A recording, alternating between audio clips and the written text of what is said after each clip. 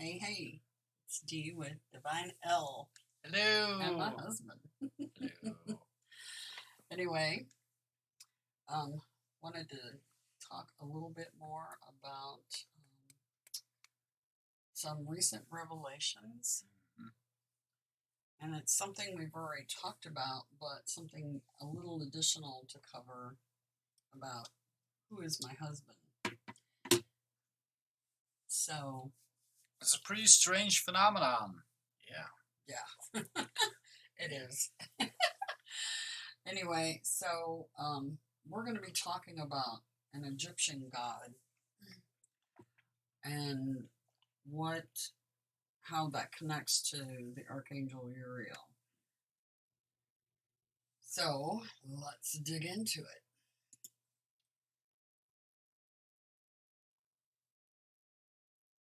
Let me get back to it.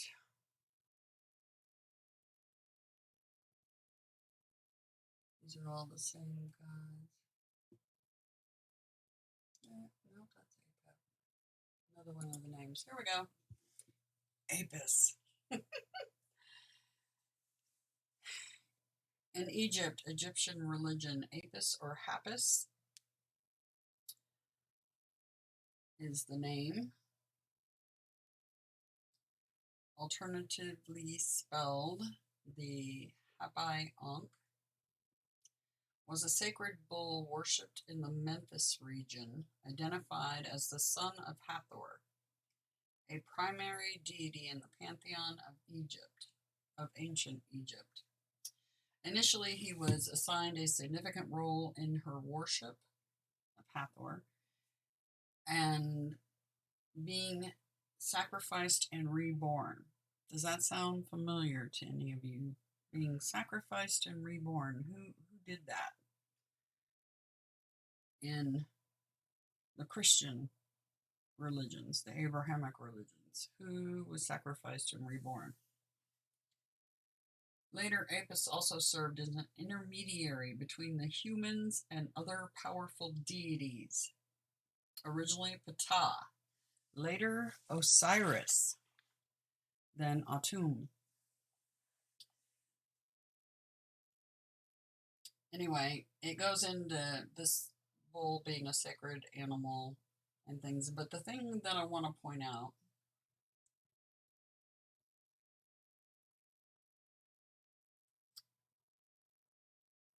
is down a little further in the information. Early on, Apis was a herald of Ptah, the chief deity in the area around Memphis, as a manifestation of Ptah. Apis also was considered to be a symbol of the king, embodying the qualities of kingship. In the region where Ptah was worshipped, cattle exhibited white patterning on their mainly black bodies. And so the belief grew up that the Apis calf had to have a certain set of markings suitable to its role. As it was required, to have a white triangular marking upon its forehead, a white Egyptian vulture wing outline on its back, a scarab mark under its tongue, and a white crescent moon shape on its right flank, and double hairs on its tail.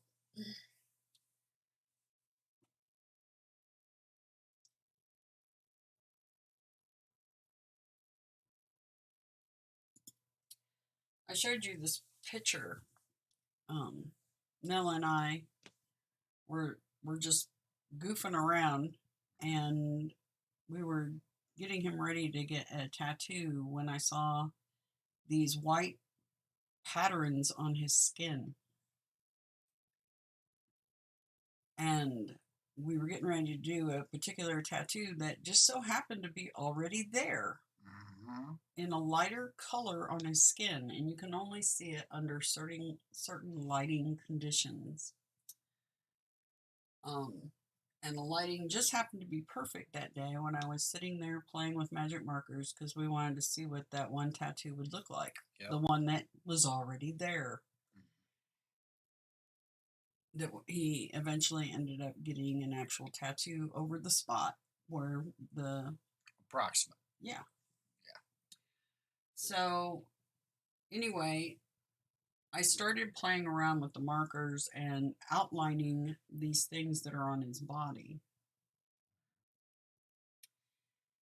And one was a vulture, and I was like, a vulture? Why isn't it like an eagle or something, like that? We were like a vulture, because it resembled a vulture and not an eagle.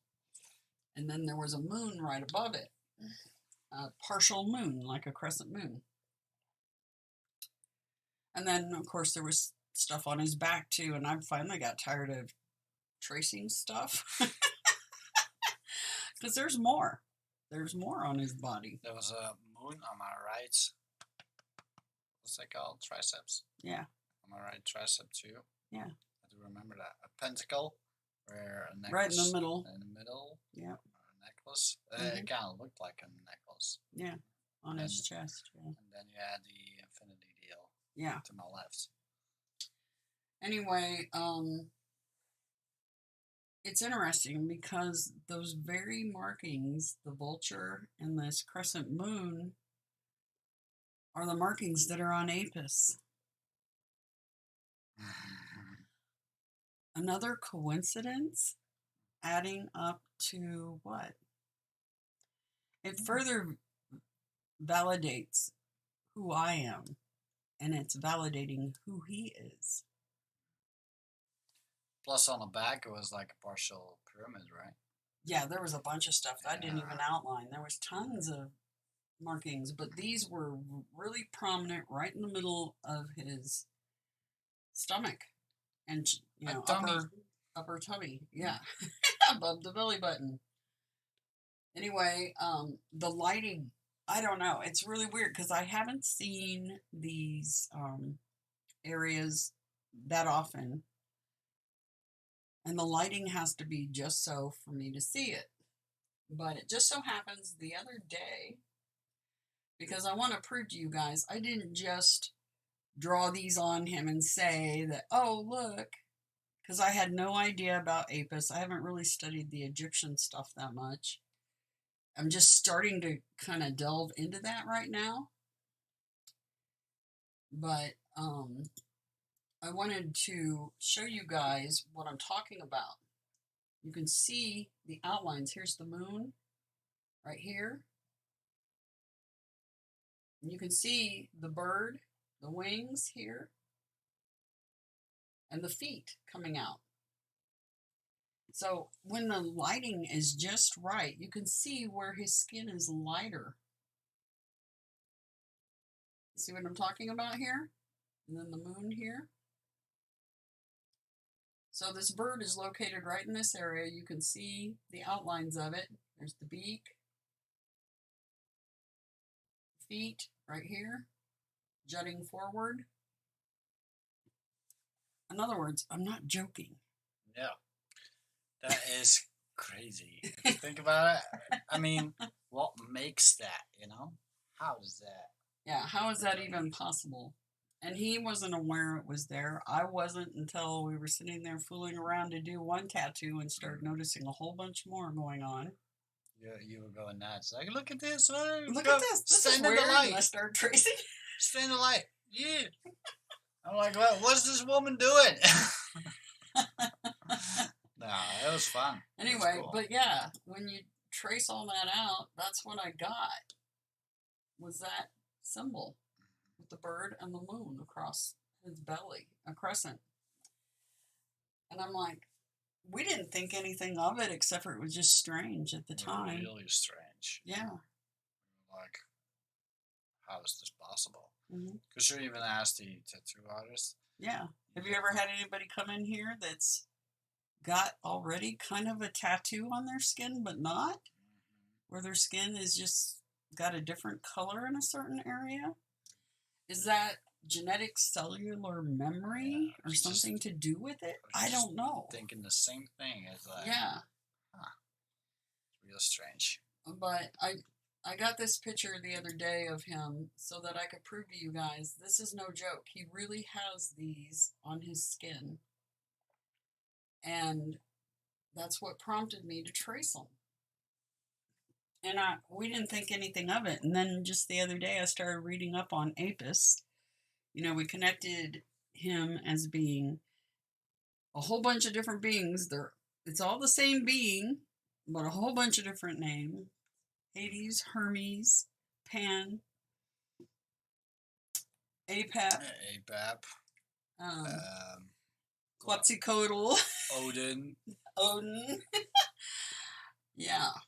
A whole bunch. And there's we watched a group that has connected Pan, the god Pan, as being none other than Tammuz Dumuzid of the Sumerian pantheon. Wow. Anyway, it's funny because tell them what your mom said to you. First of all, tell them your mother's nickname. Sin. His mother's nickname is Sin. And we Google know, that. Yeah, Google What's the origin of sin. Because, yeah. And then his mother is an Aquarius, just like me. My father, too. Yeah, and his father. And what did she say to you? Because she doesn't trust her own gut or her own intuition. What did she say to you? Well, way back, she was like, talking crap about you, right? Yeah. D. So, and she was like, oh, she's with the goddess and spiritual and all those things. The next thing she's gonna say is that you're Jesus. Like, kind of jokingly, kind of mocking kind of stuff, right? Yeah. Fascinating. Yeah. Did she Fascinating. Did she manifest this? I don't know. Or is her intuition on point? And she just doesn't trust her own instinct. Well, I do know my mom is, she has a bunch of abilities. She is way more than just a regular person, but she's scared of it. She's scared of them. She's scared of it. Even other people in her life, like psychics and stuff, told her that as well. Yeah. Multiple ones. Like, there's something about you, this and that, and she doesn't trust it. So, I'm pretty sure my mom is an important figure. Yeah. Really. The fact that her nickname is Sin. Yeah, could be a coincidence, but it did stand out to me when you discovered that information. I was like, Sin? That's my mom. Nickname is Sin. But yeah, so, and a lot of people have remarked about his eyes, and also they come in the chat. Are you Jesus or something? One other thing, though, years ago, I had this vision dream. It was super real, and in a nutshell, I'm not gonna do all the details, but I was like standing up together with another figure next to me, floating into a planet. The planet looked just blue, like a big sea, and I saw all kinds of like sigils and like stars in it, in a golden sprinkle kind of deal, right? And one of those images was the Eye of Ra. Yeah. It was really standing out for me. Yeah. Yeah. So I was like, what was that all about? And I could be tied into this because that was not just a dream. That was, I even made a whole video out of it on my old channel. So, yeah, totally came to mind when she was researching this stuff. So, yeah, all this is also connected to the god Anubis, by the way. And I'm just starting to connect those dots. But recently, I visited a tarot channel I hadn't seen before called Oracle of the Crows. And Miss Melody is the host. Yes. And it was funny because she was pulling cards for people.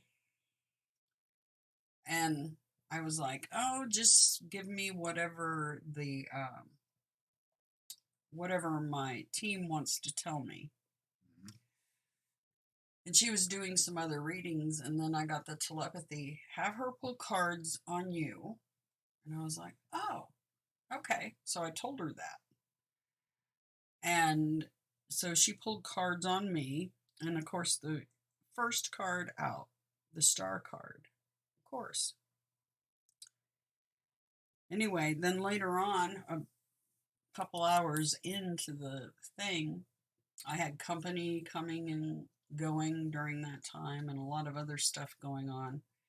So I wasn't able to pay attention to what was going on. And then I came back to it, and she goes, does anybody have any other questions? And I was like, pull cards on who my husband is. And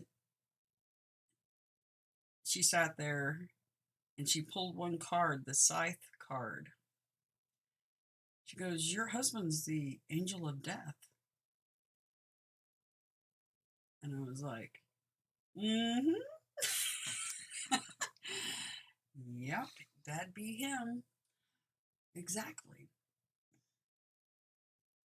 Yikes. And she went on to, anyway, a big shout out to Miss Melody. Mm-hmm. She said, yeah, my guides were telling me. And my intuition was screaming. Anyway, so further stuff. Like I said, I'm completely open to being remote viewed. Me too. Just be respectful. Because you could catch us in the middle of some of our shenanigans here. We are a couple after all. I'm,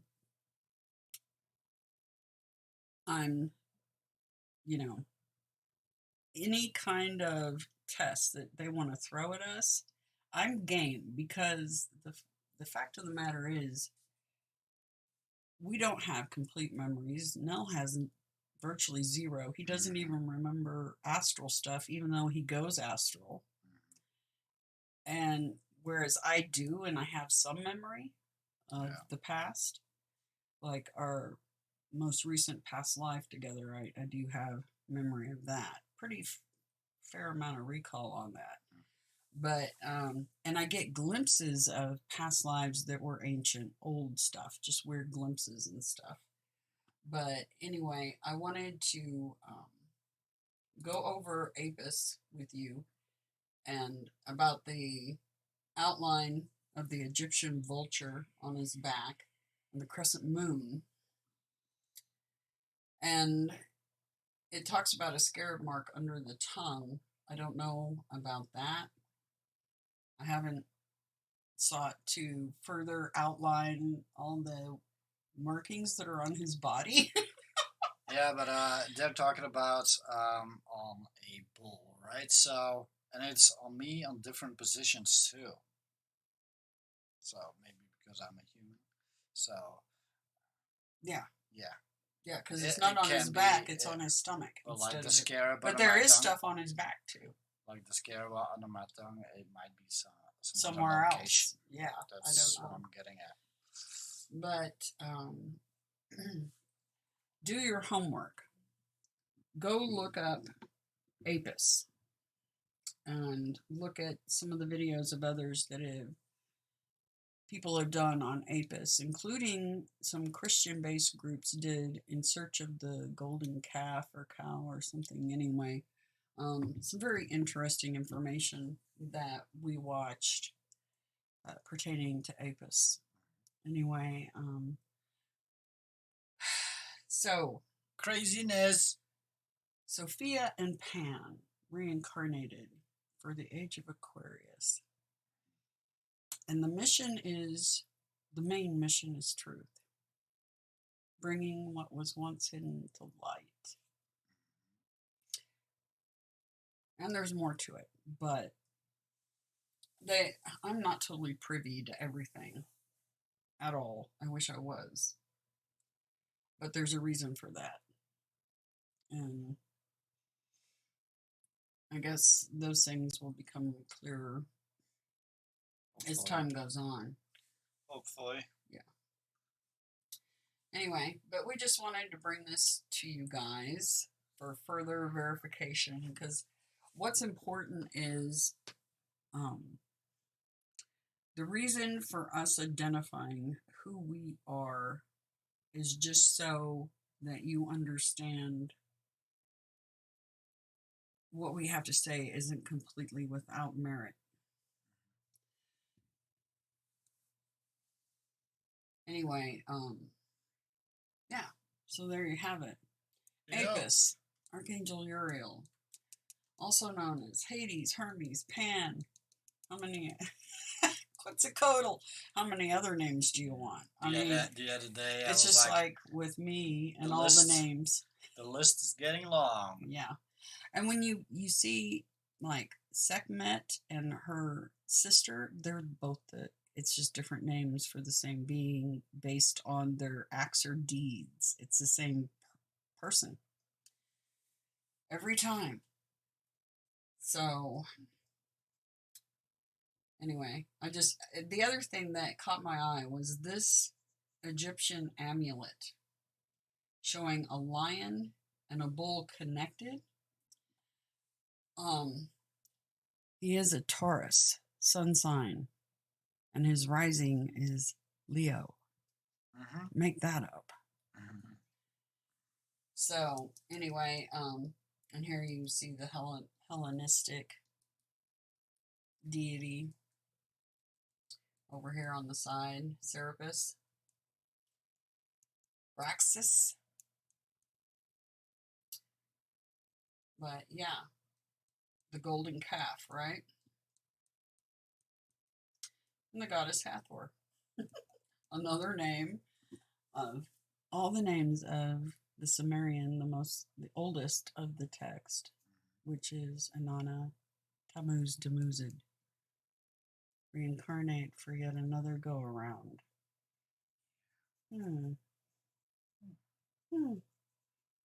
Fascinating, right? Anyway, we just wanted to share that with you. And that's all we got for today. Hey, it's good to see you guys. Interesting, right? And the list of coincidences we've learned, coincidences are, it's kind of like when you're in a court, you have the, evidence that's hardcore evidence, and then you have circumstantial evidence. But then if the circumstantial evidence piles up, it becomes what? Yeah. So that's what we got. I hope you guys have a grand day. We got more to talk about, a lot of different thoughts and things that. That's why it would be cool to be remote feuds. Yeah. I really would enjoy Yeah, that. I've been remote viewed before, but I am totally open to that idea again. Totally open to the idea of hypnosis. If it's done by the right people. And legit. Yeah, that would allow the video and things like that. They have to be legit. If they don't allow video of the session, they're not legit in my eyes, period. There's something up with that. Yeah, something seriously up with that. Somebody that won't let you videotape a hypnosis, especially if the client requests it. Yeah, something's very up with that. Anyway, because we actually ran into that because we were looking at doing hypnosis on me because of me waking up, speaking some ancient language that I don't know now. And this was years ago, right? 2 or 3 years ago. That was 4 years ago now, probably. Time's been clicking. But I do know that you were researching people that do that. Yeah, and And found some yeah. shady ones. Anyway, yeah, 100% on the up and up. So take care. There's more to come. There's a lot more that we want to talk about because my team is urging me to focus on the future. Looking at the past history is helpful, but right now with the age of Aquarius, we're kind of under the gun now to start looking and stay future focused as much as possible at this point. So we're going to try to do that. And I'm thinking of ways that we can help guide and navigate what the role is of all the other twins that are incarnate right now. Because their souls were split. They were originally the same being. And their souls were split. So the more I find out about that, the more my team gives me. And yeah, it's kind of, it feels like an insurmountable process because you have to consider all the twin flames, getting them all in one spot, all talking about any memories they have or visions they're getting currently. And information like that is going to be really helpful because it takes everybody, not just Nell and I. No. The modern day Pan and Sophia, or Sophia and Yaldabaoth, because he's actually three beings in one. It's interesting because Gabriel's on my left hand and Adonai's on my right hand.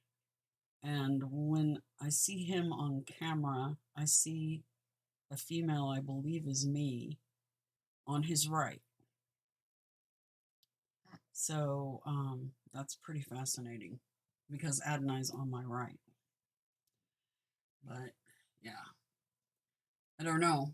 Yaldabaoth is three beings in one, and Sophia created him. So yeah, there's that. Anyway, I hope you guys have a grand day and much more to come. And we're just trying to find our way on which way we're headed with everything. But anyway, have a really good day, and we'll talk to you guys again soon. Bye-bye. Later.